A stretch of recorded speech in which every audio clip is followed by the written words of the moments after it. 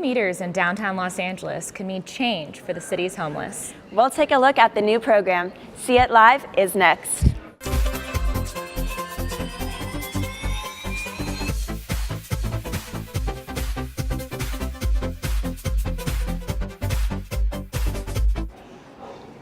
A pilot program broke ground in downtown Los Angeles today when 6 meters were installed to benefit the city's homeless.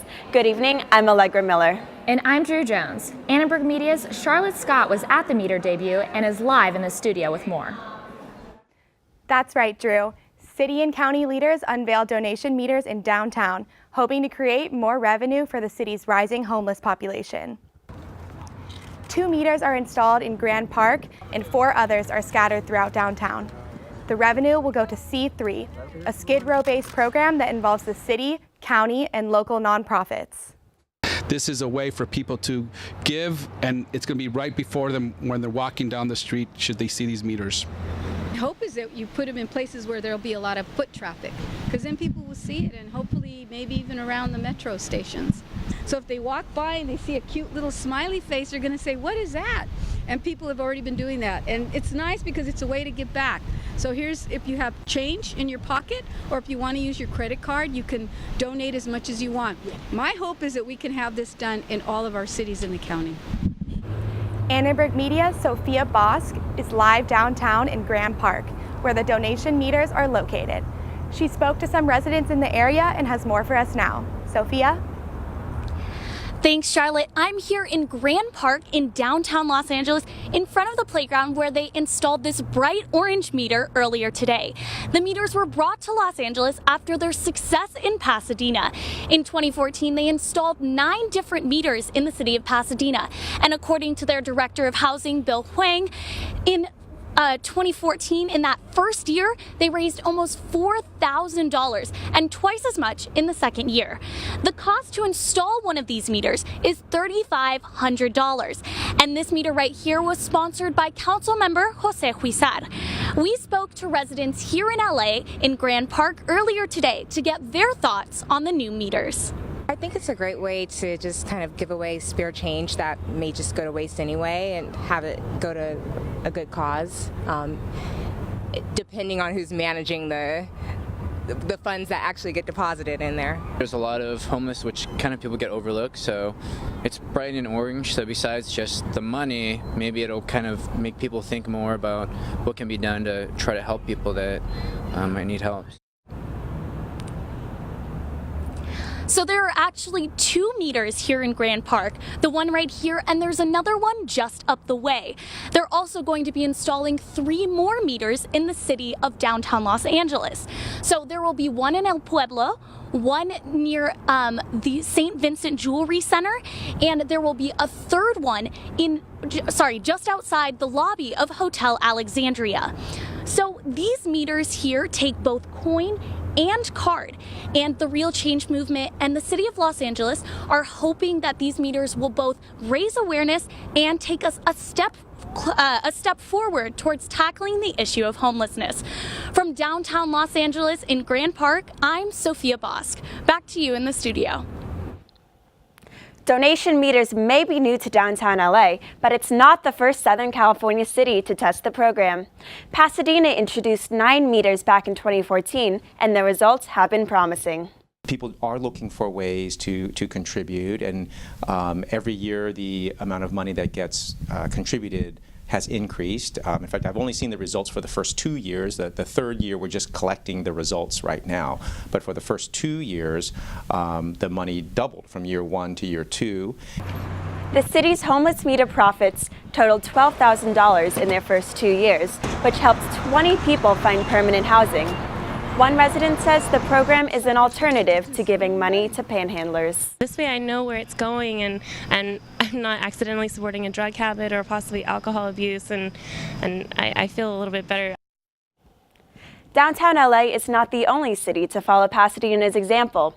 West Palm Beach and Denver have also adopted donation meter programs.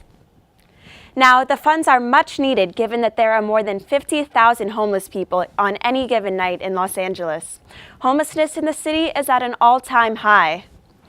Downtown LA's Skid Row has the largest concentration of homeless people in the nation.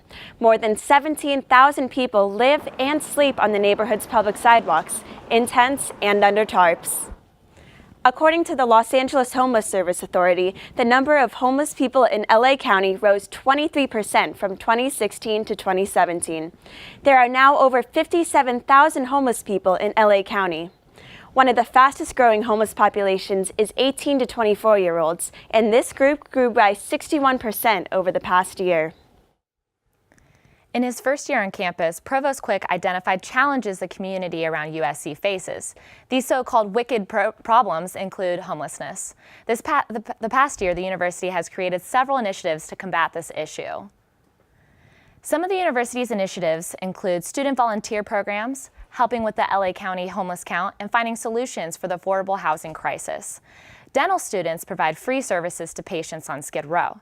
Professor Sundarasan says this is important for students. Through USC's Herman Oster School of Dentistry, not only these patients have an opportunity to get their dental work done, but our students and our faculty who are there day in, day out get an opportunity to serve this much needed population and get that satisfaction which they will never ever be able to get.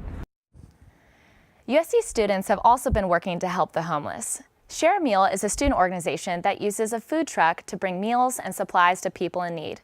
Alec Vandenberg is the funding chair for the organization. He's here to tell us more about the impact Share a Meal has on the city's homeless. Thanks for joining us, Alec. Thanks for having me. So just to start off, can you tell us a little bit about what Share a Meal does? Right, so Share a Meal is a 501c3 nonprofit that operates 5 nights a week in Los Angeles and has a mobile food truck that volunteers make burritos and then deliver them personally to homeless individuals on the street. And so what USC students do is we help on Wednesday and Friday nights. Wednesday nights are right around campus. Friday night is in downtown. We volunteers help make those burritos and then have those kind of human interactions and conversations with our homeless neighbors and residents in the area. What's a typical day like for the average Share a Meal volunteer? Right, so we get to the food truck, we start rolling about 200 burritos, then pack those up, and then along with waters, kind of do a few block or a few mile radius, and then pass them out to all the homeless individuals that we see. What are the type of personal connections that you make with the people in the community? I think it's just really important. What we always say is we share a meal and we also share a smile, because a lot of times the different kind of rhetoric surrounding homelessness is kind of dehumanizing, and it's just really important to remember like the human face behind this multifaceted issue. So it's just really important not only for homeless individuals to know that people on the outside do care about this issue, but it's also important for us to see the human side of the problem so that we can engage better and that we can have more awareness and kind of raise our own consciousness about these issues. Have you had any personal takeaways from working with this program? Right, I think that it's really important that a lot of times we have volunteers come once a week, and sometimes that can be a little bit more regular. I think it's really important to kind of have, at least for me, that kind of regular interaction with homeless individuals, because it becomes really easy to kind of forget about the problem, or even when it's confronting us, to kind of be overwhelmed by it. So it's really important to realize that each of us can make a difference in our own ways, and that each of us should, because there's a problem we can't ignore. It's been in the shadows too long. And lastly, how impactful has Share a Meal been within the community surrounding USC?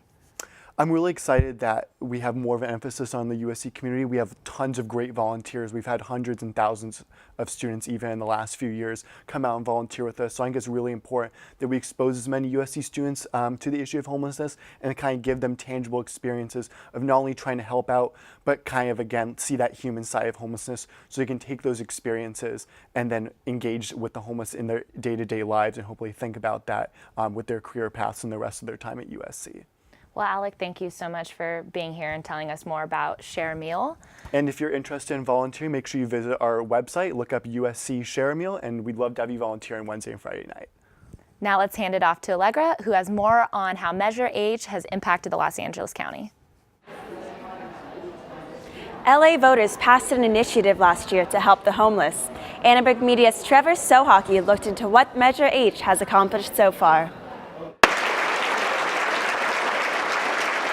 Sam Randolph was a cook with a steady living, but he and his son found themselves on the street when the restaurant he worked at shut down.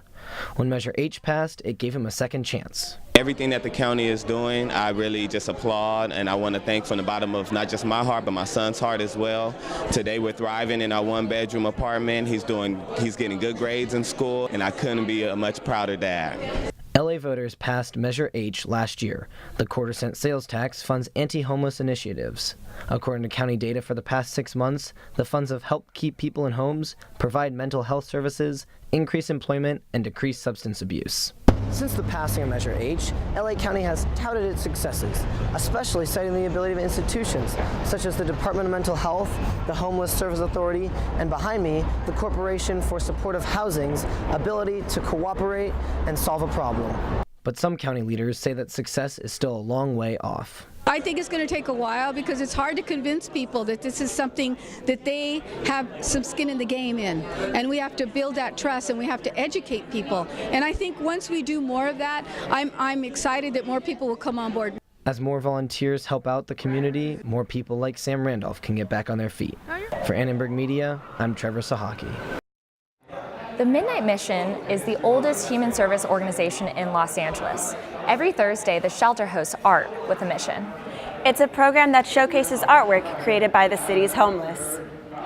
Many people living on Skid Row come to the Midnight Mission to paint as a sort of therapy. A study by the Mission shows their homeless artists saw major therapeutic benefits from creating art. Nearly 30% of the Skid Row homeless suffer from chronic mental illness. It wasn't that long ago that I was outside of these walls on the streets suffering from drug addiction and alcoholism. Many of the people out here are super talented, from music to art to all sorts of individual talents that they have, and coming in here finding a nice peaceful place where they can, let their artistic capabilities come out is really a great release. It's like a type of medicine. Art programming varies week to week. Next Thursday, the Midnight Mission will be doing music therapy, said to be the most popular of their programs. Good night. Thanks for watching See It Live. From everyone at Annenberg Media, I'm Allegra Miller. And I'm Drew Jones. You can watch us on the web at uscannenbergmedia.com.